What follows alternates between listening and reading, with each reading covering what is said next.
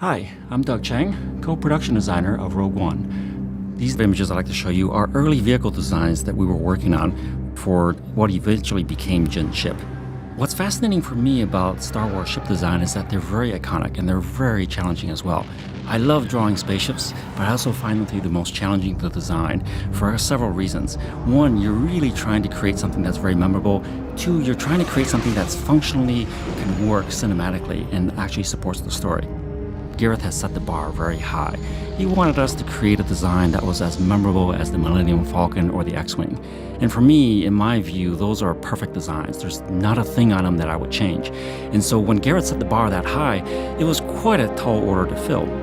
One of the things that we started to do was to really work out really quick sketches to get down to the core essence of what is the shape of the vehicle. And so we gave a task early on to all the artists that you basically had 1 or 2 minutes to design a ship. And we basically just had 2 full days of blitzing as many different forms as possible. And then Gareth would come in and pick his favorite designs. And these were our quick studies to try to find the shape.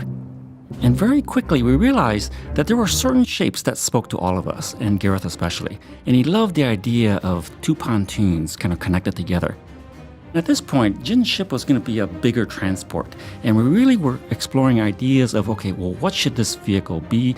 How can it function? What is its purpose? And what was great was that when we showed these to Gareth, he was already thinking about how to shoot this scene.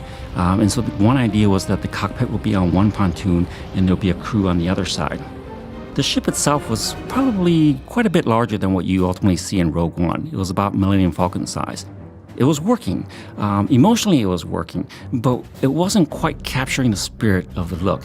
And what we did was we actually put these designs next to an X-Wing, and our reality check was, can this ship actually exist in the same universe?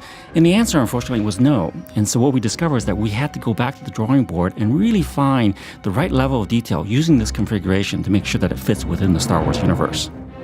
In a lot of the early exploration, Gareth always gravitated towards this idea of 2 outstretched wings. And for him, it had a strong personality of Superman, and he described it as he sees it as a vehicle like Superman flying with his wings outstretched. It gave it a lot of forward momentum, a lot of angular direction, and visually it was just a striking image. As the story evolved, the brief became that Jyn's ship was going to be our Huey helicopter version of an X-Wing. And using the helicopter motif, we realized, okay, well, maybe graphically, the wings should be above and the body should be hung below, so that when we see it as a logo or as a symbol, we kind of know graphically what it is, what it's supposed to do. In total, we did about 781 individual designs to finally lock the design.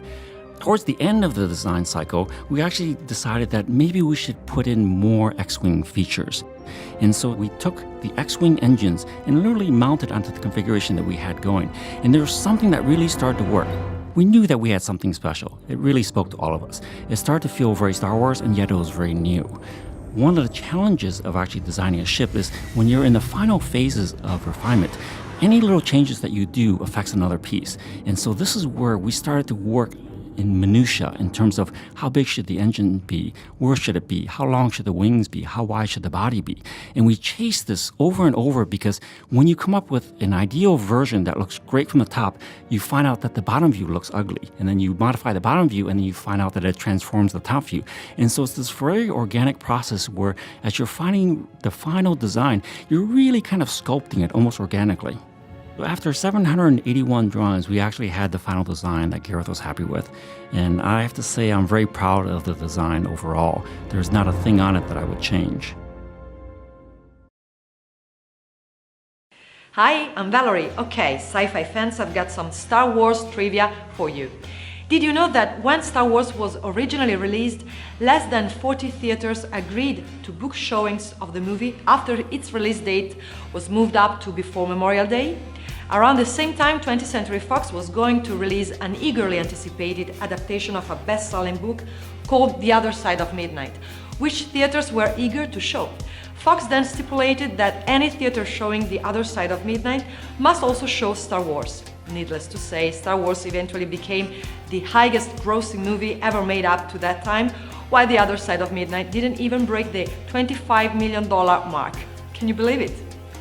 That's all for today. Subscribe and ring the notification bell to always receive the latest trailers, the moment they are on live. See you next time.